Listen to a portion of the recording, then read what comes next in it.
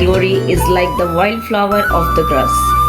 The grass dries up and the flower falls off, but the word of the Lord endures forever.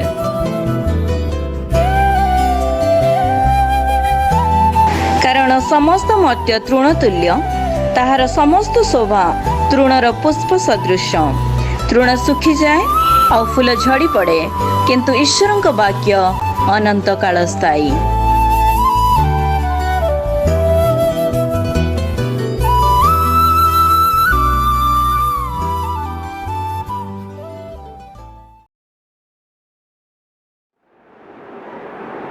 ଆମ୍ଭମାନଙ୍କ ପ୍ରଭୁ ସେହି ଯୀଶୁଖ୍ରୀଷ୍ଟଙ୍କର ଗୌରବ ହେଉ, ଅର୍ଥାତ୍ ତ୍ରିତ୍ୱ ପରମେଶ୍ୱରଙ୍କୁ ଧନ୍ୟବାଦ ଦେବା ସଙ୍ଗେ ସଙ୍ଗେ ଆପଣମାନଙ୍କୁ ସୁଦ୍ଧା ମୋର ଶୁଭେଚ୍ଛା ଜଣାଏ।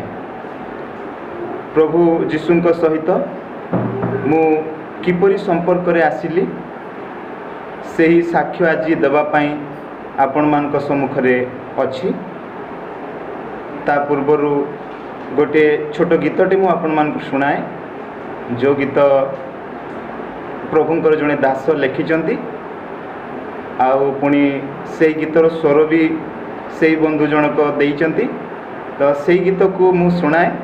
ତ ସେଇ ଗୀତଟା ଏଇ ପ୍ରକାର।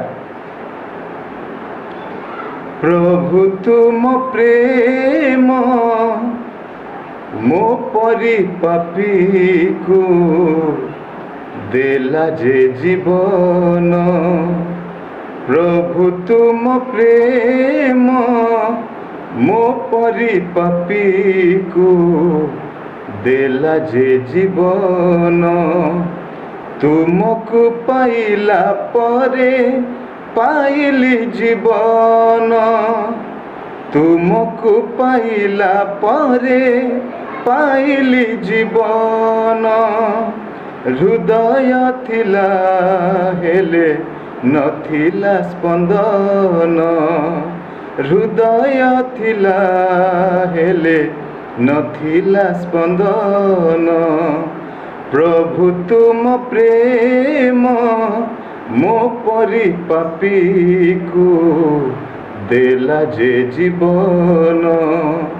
ପ୍ରଭୁ ତୁମ ପ୍ରେମ ମୋ ପରି ପାପୀକୁ ଦେଲା ଯେ ଜୀବନ। ସତରେ ପ୍ରଭୁ ଯୀଶୁଖ୍ରୀଷ୍ଟଙ୍କର ସେଇ ପ୍ରେମ ହିଁ ଆମମାନଙ୍କୁ ଜୀବନ ଦେଇଥାଏ।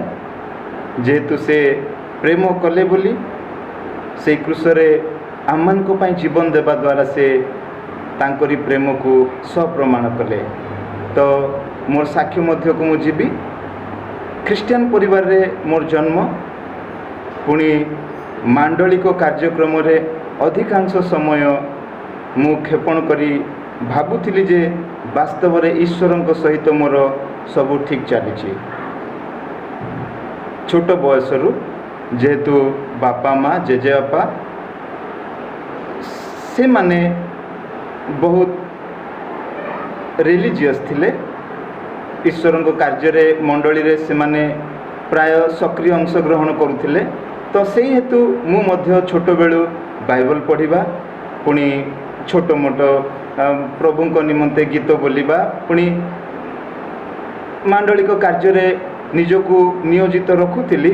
ପୁଣି ଭାବୁଥିଲି ଯେ ମୁଁ ଈଶ୍ୱରଙ୍କ ସହିତ ଠିକ୍ରେ ଅଛି, କିନ୍ତୁ ତାହା ପ୍ରକୃତରେ ମୋ ପ୍ରତି ଥିଲା ଗୋଟେ ପ୍ରତାରଣା। ଅର୍ଥାତ୍ ମୁଁ ନିଜକୁ ନିଜେ ତାହା ପ୍ରତାରଣା କରୁଥିଲି, ଆଉ ମୋର ଭାବନା ବିଲକୁଲ ଭୁଲ ଥିଲା। ତ ଏହି ପ୍ରତାରଣା ଅର୍ଥାତ୍ ନିଜକୁ ପ୍ରତାରଣା କରି ଆସିବା ମୋର ଚାଲିଲା ପାଖାପାଖି 24ରୁ 26 ବର୍ଷ ଯାଏ। ଯେତେବେଳେ ମୋତେ 24ରୁ ପ୍ରାୟ 26 ବର୍ଷ ହେଇ ଆସୁଥାଏ, ଆଉ ସେତେବେଳେ ମୁଁ ଜାଣିପାରିଲି ଯେ ମୁଁ ଭୁଲ ପଥରେ ଅଛି। ଯେଉଁ ପଥର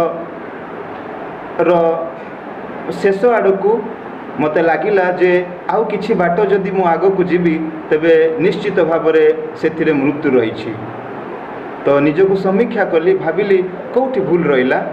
ଯଦି ମୁଁ ଚର୍ଚ୍ଚ ଯାଉଛି, ଯଦି ବି ମୁଁ ବାଇବଲ୍ ପଢ଼ୁଛି, ଆଉ ପୁଣି ପ୍ରାର୍ଥନା କରୁଛି, ବିଭିନ୍ନ ମଣ୍ଡଳୀର କାର୍ଯ୍ୟରେ ନିଜକୁ ଦେଉଛି ନିଜକୁ ସେଠି ନିୟୋଜିତ କରି ରଖୁଛି, ତ ଭୁଲ କେଉଁଠି ରହିଲା?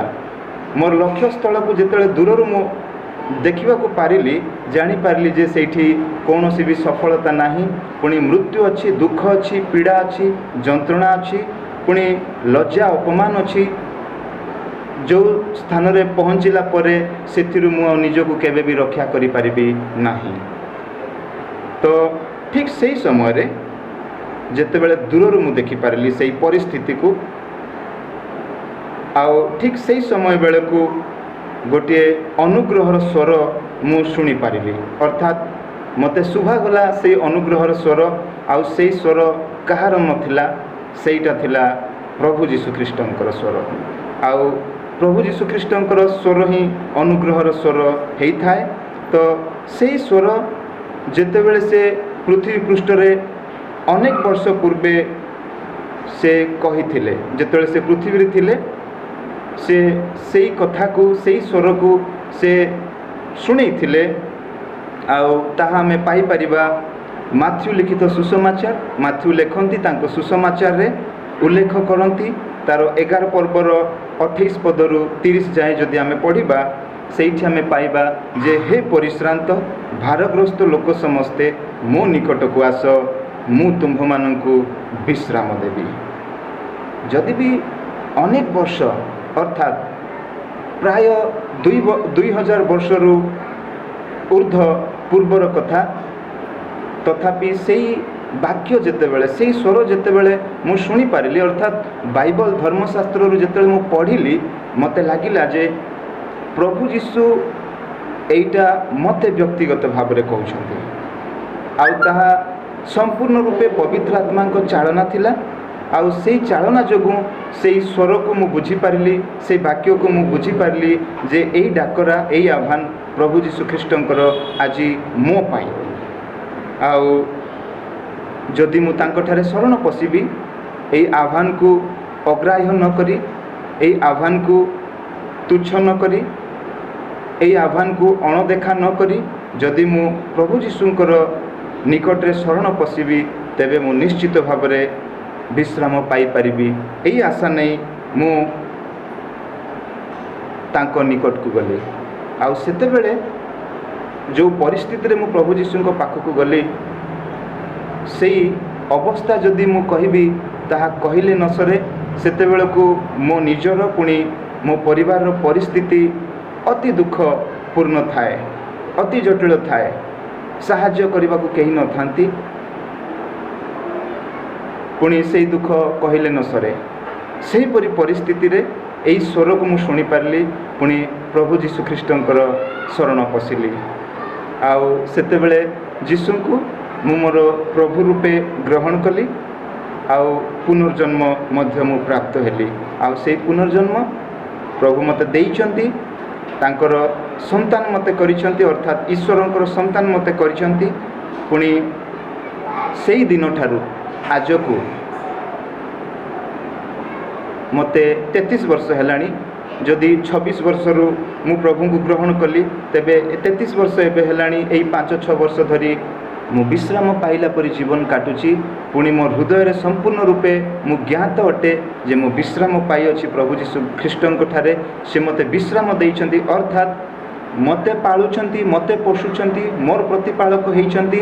ପୁଣି ମୋ ମୁଣ୍ଡ ଉପରେ ଯେଉଁମାନଙ୍କର ଭାର ରହିଛି, ସେ ସବୁ ଦାୟିତ୍ୱକୁ ସେ ବହନ କରି ଆସୁଛନ୍ତି। ଆଉ ମୋ ଜୀବନର ଶେଷ ସନ୍ଧ୍ୟା ପର୍ଯ୍ୟନ୍ତ ସେ ବହନ କରିବା ପାଇଁ ପ୍ରତିଜ୍ଞା କରିଛନ୍ତି। ସେହି ପ୍ରଭୁଙ୍କ ଠାରେ ମୁଁ ବିଶ୍ୱାସ ଆଜି ବି ରଖେ ଯେ କେବଳ ତାଙ୍କରି ସେ ଅନୁଗ୍ରହ ଆଜି ସରିଯାଏନି ମୋ ପାଇଁ, କିମ୍ବା ଯେଉଁମାନେ ତାଙ୍କଠାରେ ଶରଣ ନିଅନ୍ତି ତାଙ୍କ ପାଇଁ ସରିଯାଏନି। ସେ ପ୍ରତିଜ୍ଞା କରନ୍ତି, ଯେଉଁମାନେ ପୁନର୍ଜନ୍ମ ପ୍ରାପ୍ତ ହୁଅନ୍ତି, ତାଙ୍କୁ ପ୍ରଭୁ ବୋଲି ଗ୍ରହଣ କରନ୍ତି, ଜୀବନର ଶେଷ ସନ୍ଧ୍ୟା ଯାଏ, ଇହ କାଳରେ ପୁଣି ପରକାଳରେ ସେହି ପ୍ରଭୁ ଯୀଶୁଖ୍ରୀଷ୍ଟ ସମ୍ଭାଳନ୍ତି, ପୁଣି ଦାୟିତ୍ୱ ବହନ କରନ୍ତି। ତେଣୁ ଶେଷରେ ଆପଣମାନଙ୍କୁ ଖାଲି ଏତିକି କହିବା ପାଇଁ ଚାହେଁ, ଯଦି ଆପଣଙ୍କର ଖ୍ରୀଷ୍ଟୀୟ ଜୀବନ ସେହିପରି, ଯେପରି ଛୋଟ ଛୁଆମାନେ ବାଲି ଘର ଖେଳ ଖେଳନ୍ତି, ଯାହା ସତ୍ୟ ନୁହେଁ, କିନ୍ତୁ ସେମାନେ ସତ ସତିକା ବୋଲି ଭାବି ନିଅନ୍ତି। ତେବେ ପବିତ୍ର ଆତ୍ମାଙ୍କ ଚାଳନାରେ ଧର୍ମଶାସ୍ତ୍ର ବାଇବଲ ପଢ଼ନ୍ତୁ, ପୁଣି ତଦ୍ୱାରା ଯୀଶୁଙ୍କ ନିକଟକୁ ଯାଇ ପ୍ରାର୍ଥନାର ସହ ଏକ ଅର୍ଥପୂର୍ଣ୍ଣ ଜୀବନ ଯାପନ କରନ୍ତୁ। ଆମେନ୍।